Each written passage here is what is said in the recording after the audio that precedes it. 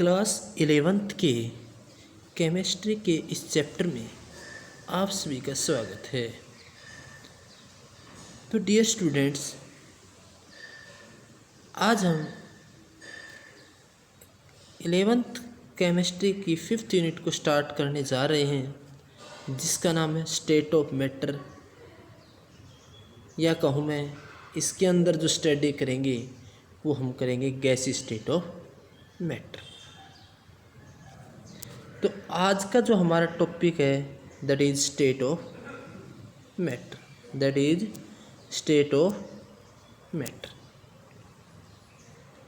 तो इस यूनिट को स्टार्ट करने से पहले इस यूनिट का पहले मैं इंट्रोडक्टरी पार्ट क्लियर करवाने की कोशिश करूँ। तो जैसे ही आपको पता है, यूनिट के नाम से पता चल रहा है कि स्टेट ऑफ मैटर, और ये लोअर क्लासेस के अंदर आप अच्छी तरह पढ़ चुके हो कि मैटर की स्टेट कितनी होती है, 3, सॉलिड, लिक्विड और गैस। ये मैटर की 3 स्टेट होती है। अब क्वेश्चन ये है कि ये मैटर की तीनों स्टेट एक साथ एग्जिस्ट कब करेंगी, या एक साथ इक्विलिब्रियम के अंदर कब आएंगी। ये जब ये मैटर की तीनों स्टेट अगर एग्जिस्ट करे टुगेदर, तो वहाँ पर कोई ना कोई पर्टिकुलर टेम्परेचर होगा और प्रेशर होगा। जिस पर्टिकुलर टेम्परेचर और प्रेशर के ऊपर ये तीनों एग्जिस्ट करती, ये तीनों स्टेट एग्जिस्ट करती, उस टेम्परेचर या प्रेशर को तो बोलते हैं बेटा point show may be temperature और मे बी प्रेशर। और ये तीनों स्टेट है सॉलिड, लिक्विड, गैस, और तो इसके लिए हमने यूज कर दिया ट्रिपल। तो क्या वर्ड बन गया, ट्रिपल पॉइंट। मैं ये कहूँ कि मैटर की 3 स्टेट होती हैं, सॉलिड, लिक्विड, गैस, और जिस भी पर्टिकुलर टेम्परेचर और प्रेशर के ऊपर ये तीनों एक साथ एग्जिस्ट करती हैं, उस पर्टिकुलर टेम्परेचर को हम बोलते हैं ट्रिपल पॉइंट। अब आपके माइंड में क्वेश्चन अराइज हो चुका होगा कि वो कौन सा पर्टिकुलर टेम्परेचर है जिसके ऊपर ये तीनों एक साथ एग्जिस्ट करती है। तो उस पर्टिकुलर टेम्परेचर का वैल्यू होती है बेटा 0.0098 डिग्री सेंटीग्रेड। अगर मैं प्रेशर की बात करूं तो जो पर्टिकुलर प्रेशर होता है वो क्या होता है, 4.58 mm। तो इस पर्टिकुलर टेम्परेचर और प्रेशर के ऊपर मैटर की तीनों स्टेट एक साथ एग्जिस्ट कर सकती हैं, जिस पॉइंट को बोलते हैं ट्रिपल पॉइंट। अब आप कहोगे सर इस यूनिट के अंदर हम गैसियस नेचर के बारे में बात क्यों करेंगे। तो जैसे कि आप यहाँ पर पता चला है कि मैटर की 3 स्टेट है, तो सॉलिड स्टेट के बारे में आप क्लास 12th में पढ़ोगे। क्लास 12th केमिस्ट्री की फर्स्ट यूनिट है सॉलिड स्टेट, और क्लास 11th में पढ़ोगे कि गैसियस स्टेट ऑफ मैटर। आप कहोगे सर लिक्विड स्टेट कहाँ पर पढ़ेंगे। बेटा जो लिक्विड स्टेट होती है वो एक फिजिक्स का पार्ट होता है, जिसको हम फिजिक्स के अंदर स्टडी करेंगे। क्लियर। टॉपिक को आगे बढ़ाते हुए अब हम बात करेंगे गैस की वे कौन कौन सी प्रॉपर्टी जिसको हम मेजर्ड कर सकते हैं, या ये कहूँ measurable property of gas. Measurable property of gas, कौन कौन सी प्रॉपर्टी गैस की हम मेजरमेंट कर सकते हैं। तो मैं एक एग्जांपल से आपको एक्सप्लेन करने की कोशिश करूँ। मान लीजिए आपके पास बैलून है, उस बैलून के अंदर आप एयर फिक्सट करते हो, तो जो एयर है वो क्या रखेगी बेटा, वॉल्यूम। तो एक तो हमारा मेजरेबल जो प्रॉपर्टी वो क्या होगी, वॉल्यूम। अब बैलून के अंदर आपने एयर को भर दिया, तब आप उसका वेट भी मेजरमेंट कर सकते हो कंप्लीट का विद बैलून साथ। तो वहाँ पे एक प्रॉपर्टी कौन सी अराइज होगी, मास। जिस टाइम आपने बैलून्स के अंदर एयर को फिक्स किया उस टाइम कोई ना कोई एटमॉस्फेयर के अंदर टेम्परेचर भी था, तो उस समय हम टेम्परेचर को भी मेजरमेंट कर सकते।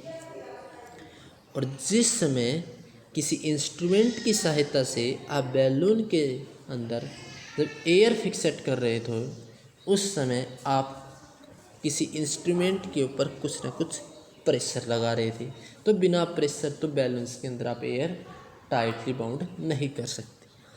तो आपसे ये क्वेश्चन पूछा हुआ है बेटा कंपटीशन एग्जाम में कि गैस की कौन कौन सी मेजरेबल प्रॉपर्टी होती हैं, तो 4 ऑप्शन में से आपको 3 तो दे देगा और एक ऑप्शन ऐसा होगा जो बिल्कुल अलग होगा। तो उनमें से आपको फाइंड आउट करवाएगा कि इनमें से गैस की कौन कौन सी मेजरेबल प्रॉपर्टी। तो आपको याद रखना है गैस की जो मेजरेबल प्रॉपर्टी होती है 4 होती है। First is mass, second is volume, third is pressure, fourth is temperature. अब वन बाय वन इन सभी को डिस्कस करेंगे। तो पहले पार्ट की स्टडी करते हैं, दैट इज मास।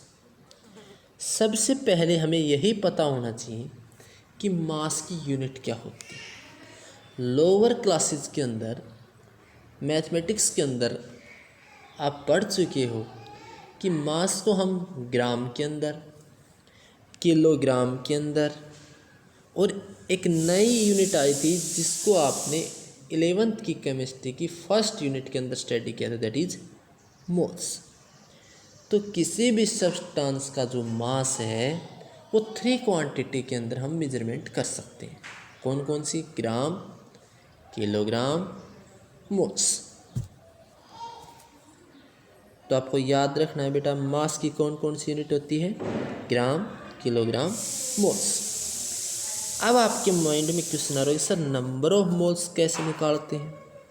तो फर्स्ट यूनिट के अंदर हम इसको ऑलरेडी एक्सप्लेन कर चुके हैं कि किसी भी सब्सटेंस का जो क्वेश्चन के अंदर गिवन वेट होता है उसको यदि हम उस सब्सटेंस के मॉलिक्यूलर मास से डिवाइड करते हैं, मॉलिक्यूलर मास से डिवाइड करते हैं, तो हमारे पास किसकी वैल्यू रहती है? Number of moles.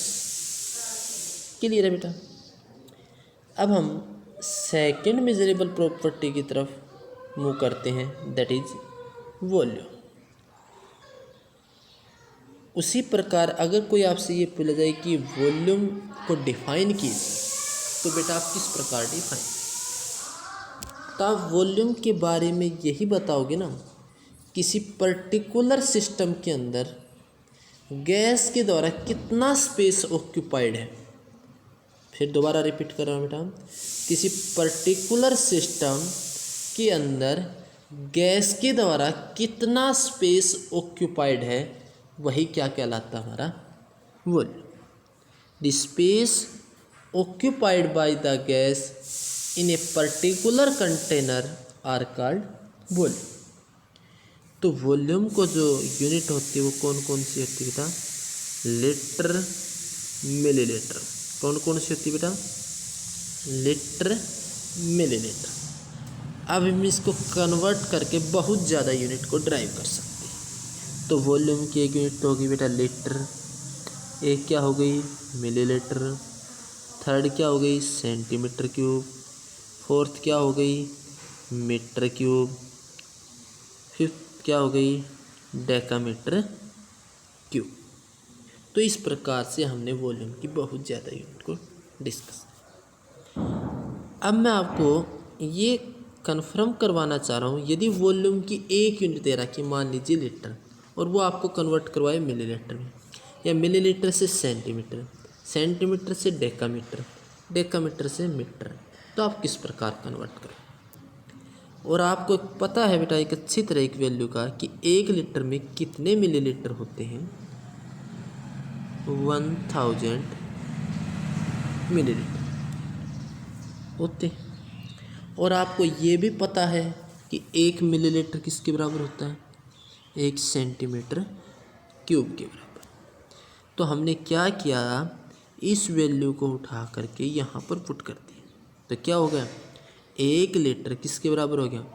1000 centimetre cube. तो 1 लीटर 1000 मिलीलीटर के भी बराबर होता है और 1000 सेंटीमीटर क्यूब के बराबर होता है। क्लियर बेटा? और अब इसको यदि आपसे डेकामीटर में कन्वर्ट करवाए तो 1 डेकामीटर के अंदर 10 सेंटीमीटर होते हैं। तो 1 डेकामीटर क्यूब किसके बराबर हो जाएगा? 1000 सेंटीमीटर क्यूब। तो इस वैल्यू को उठा करके अब इसमें पुट कर देते हैं। तो 1 लीटर किसके बराबर हो गया? 1 डेकामीटर क्यूब। क्लियर बेटा? तो 1 litre 1000 millilitre is equal to 1000 centimetre cube is equal to 1 decametre cube. अगर इसको आप मीटर में कन्वर्ट करना चाहते हो तो 1 डेकामीटर में कितने मीटर होते हैं बेटा? 10⁻⁻1 मीटर। अब इस वैल्यू को यहाँ पर पुट कर दीजिए तो 1 लीटर की वैल्यू क्या निकल के आएगी? 10⁻³ मीटर क्यूब। ठीक है बेटा? तो इस प्रकार से 1 लीटर की जो वैल्यू होती है वो पहले किसके बराबर होगी? 1000 ml। फिर 1 ml किसके बराबर होता है? 1 सेंटीमीटर क्यूब। तो किसके बराबर हो जाएगी? 1000 सेंटीमीटर क्यूब। 1 सेंटीमीटर में कितने, 1 डेकामीटर में कितने सेंटीमीटर होते हैं? 10 सेंटीमीटर। तो ये वैल्यू किसके बराबर हो जाएगी? 1 डेकामीटर क्यूब। 1 डेकामीटर क्यूब में कितने मीटर होते हैं? 1 डेकामीटर 10⁻⁻1 मीटर के बराबर होता है। तो कितनी हो जाएगी? 10⁻³ मीटर क्यूब। तो इस प्रकार से हमने 2 मेजरेबल प्रॉपर्टी को एक्सप्लेन कर लिया है। अब हम आगे की तरफ बढ़ते हुए सोल्व करेंगे next measurable property that is pressure. अब हम देखते हैं कि प्रेशर होता क्या है। प्रेशर ये कहता है कि कोई हमारे पास कंटेनर, मान लीजिए ये, अब इसके अंदर आपने गैस को डाल दी। ये गैस इस कंटेनर की वॉल्स के ऊपर कितना प्रेशर, कितना फोर्स लगा रही है, उसी को हम कहते हैं प्रेशर। फिर दोबारा रिपीट कर रहा हूँ बेटा। मान लीजिए हमारे पास एक कंटेनर है, उसके अंदर आप गैस को डाल रहे हो। तो जब ये गैस अंदर जाएगी तो इस गैस के ऊपर द्वारा कितना फोर्स इसकी वाल्स के ऊपर लगाएगी, तो उसको कहते हैं pressure. Force exerted by per unit area on the walls of container by gas are called pressure. तब क्वेश्चन ये है कि प्रेशर की यूनिट क्या क्या होती है। तो प्रेशर की जो यूनिट होती है वो होती है एटमॉस्फेरिक, जिसको शॉर्ट फॉर्म में आप क्या कहते हो? एटीएम। क्या कहते हो? एटीएम। सेकंड जो होती है वो होती है बार। क्या होती है? बार। थर्ड क्या होती है? पास्कल। और फोर्थ क्या है? न्यूटन पर मीटर स्क्वायर। और ये कहाँ से आया? देखो बेटा, फोर्स है। प्रेशर के बारे में क्या कहता है वो? Pressure is equal to force per unit area. Force की यूनिट क्या होती है? न्यूटन। एरिया क्या होती है? Metre square. तो जब इसको ऊपर की तरफ लेके जाओगे तो newton metre raise to power -2। तो इस प्रकार से यूनिट हमारे पास निकल कर आई। अब हम चेक करते हैं जो इम्पोर्टेंट डाटा यहाँ से इंक्लूड करता है, that is very very important tables. तो ये है कि जब हम प्रेशर को के लिए मापने के लिए कोई इंस्ट्रूमेंट यूज़ करते हैं तो किसका यूज़ करते हैं? मरकरी का। किसका यूज़ करते हैं? मरकरी।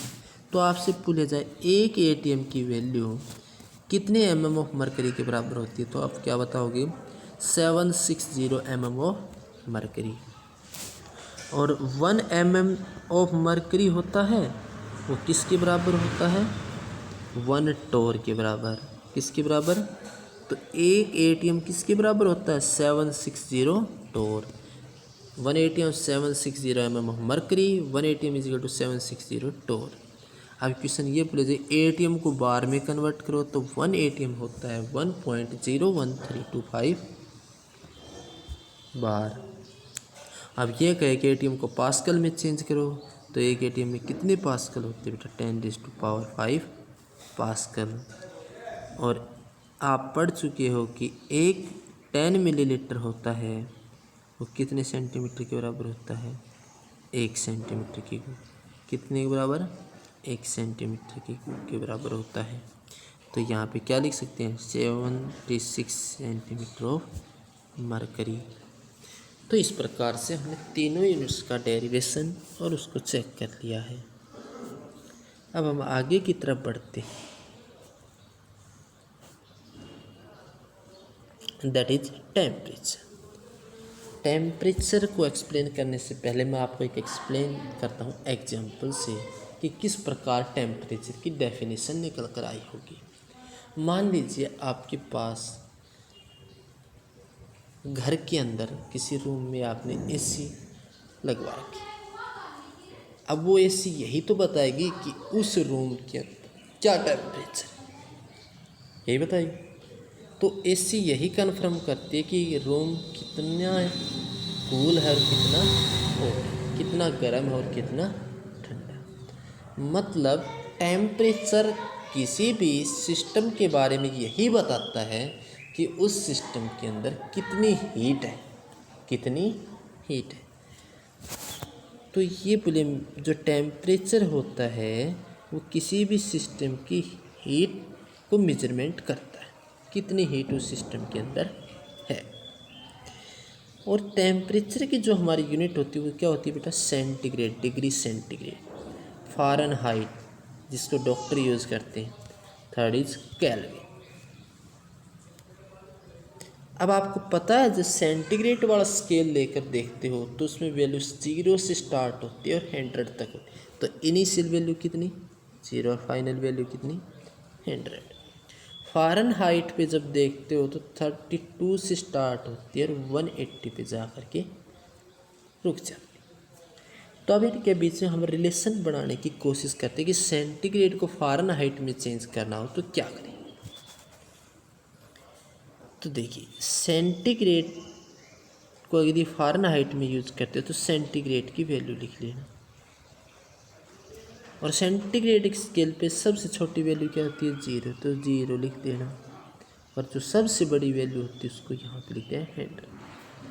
और किसके बराबर रखते हैं फ़ारेनहाइट के ऊपर सबसे छोटी वैल्यू क्या होती है 30 और सबसे बड़ी वैल्यू क्या होती है 180। इसको 20 से मैं कैंसिल करता हूँ तो आपके पास ये रिजल्ट निकल के आता। क्लियर है बेटा। अब हमने यहाँ से एक क्वेश्चन निकाला कि सबसे ज़्यादा वॉल्यूम कौन सी गैस की होती है। तो सबसे ज़्यादा जो वॉल्यूम होती है वो मीथेन गैस की होती है। किसकी होती है मीथेन गैस की। और जो सबसे वॉल्यूम कम होती है वो नाइट्रिक ऑक्साइड। किसकी नाइट्रिक ऑक्साइड। अब हम देखते हैं गैस के बारे में, उसकी करैक्टरिस्टिक्स पढ़ते हैं। आप देख रहे हो गैस की कोई डेफिनेट शेप नहीं होती और ना ही डेफिनेट वॉल्यूम। आप गैस को जिस भी बर्तन के अंदर या जिस भी सिस्टम के अंदर रखोगे या कंटेनर, वो उसी की शेप एक्सेप्ट कर लेता है। मान लीजिए आपने गैस को किसी गिलास के अंदर फिलअप किया तो गिलास की शेप बना जाएगा। यदि मान लीजिए आपने गैस को किसी टाइट कंटेनर के अंदर फिट किया तो वो उसकी शेप बना जाएगी। तो जिस भी कंटेनर के अंदर डालोगे वो उसी की शेप को क्या कर लेता है एक्वायर। क्या कर लेता है एक्वायर।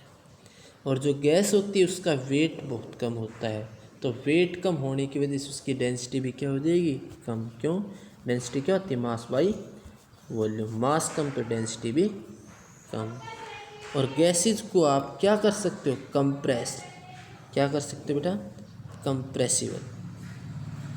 और गैस के मॉलिक्यूल दूर दूर होते हैं तो उनके बीच में जो फोर्स होगा वो less intermolecular force of attraction होगा। अगर मान लीजिए एक रूम के अंदर मैं बहुत ज़्यादा गैसेज को रिलीज़ करता हूँ तो सारी गैसेज आपस में क्या कर जाएंगी इंटरमिक्स। तो डियर गाइज, आज के लेक्चर में हमें सिर्फ इंट्रोडक्टरी पार्ट की स्टडी की है। नेक्स्ट लेक्चर में हम देखेंगे गैस की वो कौन कौन सी लॉज हैं जो वो फॉलो करती हैं। तब तक के लिए गुड बाय।